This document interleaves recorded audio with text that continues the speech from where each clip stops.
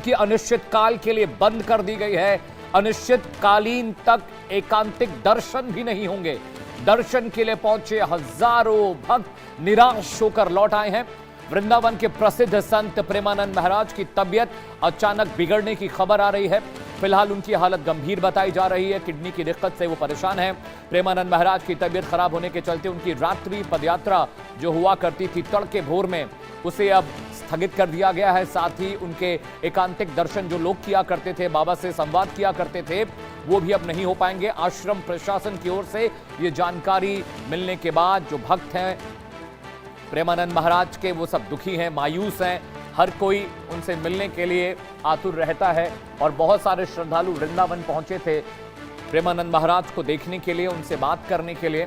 लेकिन अचानक उनकी तबीयत नासाज हो गई है, तबीयत बिगड़ गई है, जिसके बाद प्रशासन ने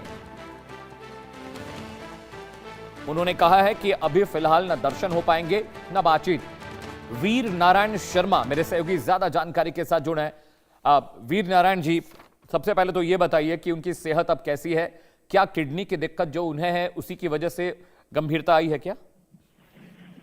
प्रेमानंद महाराज की आज जो अनिश्चितकालीन जो पदयात्रा है वो बंद होती हुई नजर आ रही है, क्योंकि जिस तरीके से प्रेमानंद महाराज रात्रि को पदयात्रा निकालते थे, उस पदयात्रा में वो शामिल नहीं हुए। और उसके बाद जिस तरीके से उनके केली कुंज आश्रम से कुछ ही दूरी पर जो एकांतिक वार्ता होती थी, वो एकांतिक वार्ता भी श्रद्धालु भक्तों के साथ नहीं हुई। और इसी के चलते ये कयास लगाए जा रहे हैं कि प्रेमानंद महाराज जी की तबीयत जो है वो बिगड़ सकती है। और उस तबीयत बिगड़ने के चलते ही संतों को आज भक्तों को उन्होंने दर्शन नहीं दिए। तो कहीं ना कहीं जिस तरीके से पूर्व में प्रेमानंद महाराज की जो तबीयत को लेकर के बातें सामने आती रही है, क्योंकि उनकी जो किडनियां हैं वो पहले से ही खराब है और किडनी को लेकर के वो समय समय पर इस तरीके की बीमारी से जूझते रहे हैं, तो यही वो कारण हो सकता है। लेकिन अभी तक आश्रम की तरफ से किसी भी तरीके की एडवाइजरी सोशल मीडिया पर जो उनका अकाउंट है उस पर साझा नहीं की गई और ना ही कोई इस संबंध में कोई जानकारी दी गई। लेकिन जिस तरीके से श्रद्धालु भक्त उनके दर्शन